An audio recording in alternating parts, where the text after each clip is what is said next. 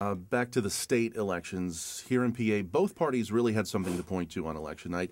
Democrats, of course, made big headlines by winning the Senate race and sweeping the row offices for the first time, but Republicans kept control of the U.S. House delegation. In fact, they flipped a seat to the GOP in the 12th District in Southwest PA. But back to that row office situation for the Democrats, particularly Kathleen Kane's win in the Attorney General race.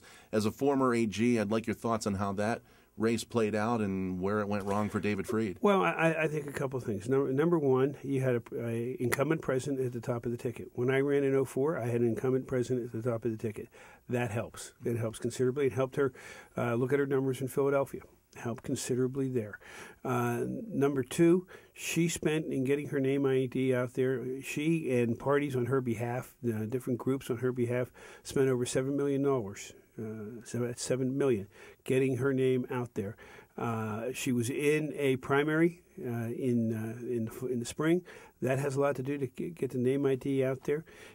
Dave Freed didn't have a primary and spent about $2.5 million. So that's a lot of advertising. Number three, she's the first woman to run. And, I think that had a lot to do with it.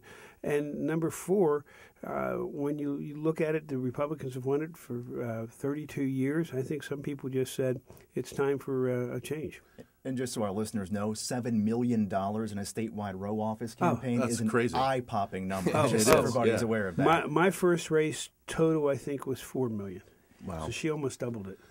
And Governor, one of the keystones to Kathleen Kane's campaign has been her desire to investigate the way you handled, when you were Attorney General, the Jerry Sandusky investigation. Did I hear on election night your message is essentially bring it on? Nothing's wrong? Yeah, there's nothing wrong. I'll be happy to sit down with her. She's going to have to go into that office and learn to move from the partisan hyperbole out there of a campaign to managing cases, managing agents, managing attorneys, and having to accept the facts as they come to her. You can't make the facts up. You can't make timelines up if the evidence isn't there.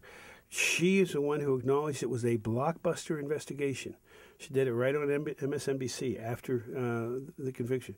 It was a blockbuster investigation and conviction because we did it the right way. I've never heard of an investigation being criticized for being successful, but this is partisan politics time. Now she's going to have to take a look at it and say, was there anybody that ever heard me say to slow it down? No. Was there anybody that ever heard me say, hey, I'm running for governor? No. In fact, let's flip it. Can you imagine what would have happened if we would have gotten the information that we got in late 2010 after I was elected and that they got in 2011 after I was governor to build this case with the other witnesses? If we would have gotten that in, let's say early 2010 and would have brought the case in, let's say September of 2010, one, I think that would have helped me overwhelmingly to run for governor, not to my detriment, but to the positive. But two, the opposite issue would have been raised. Oh, he should have waited. This is political in his nature to do something like this. We did what we were supposed to do, and I'll be happy to sit down and explain to her how the office works. I mean, I've been there almost 8 years in different stints. Do you have plans to meet with her? Sure. I'd be happy to sit down and meet with her. But nothing scheduled at this point? No, nothing scheduled at this point. I haven't called any of the candidates. Having been the candidate, having run statewide, I give everybody the day after election off. Everybody calls everybody, no. Because I remember that day after the election, all I wanted to do was sleep. My next question was going to be if you had any advice. Is that it, what you said a couple minutes ago, drop the hyperbole, focus on facts at this point? Absolutely. You have to focus on the facts.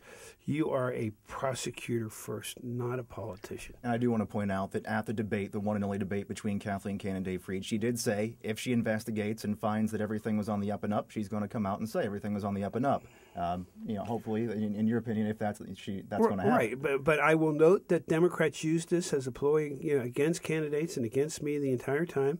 So since she's the one who wants speed, in investigations. I hope that she does this, very quickly, because it's not going to take too long to sit down and talk to everybody and say, "Did you ever receive any orders? Are there any emails?" There is nothing out there. I'll just say this out loud. You don't have to respond to it, but it'll be very interesting to watch the timing of her investigation, as in 2 years, someone else will be up for election. I will tell you, there's no reason, from the time she walks into office in the middle of January, there's no reason for her not to complete it, frankly, in about 2-3 months. Actually, frankly, in about 2-3 weeks, because there's nothing there.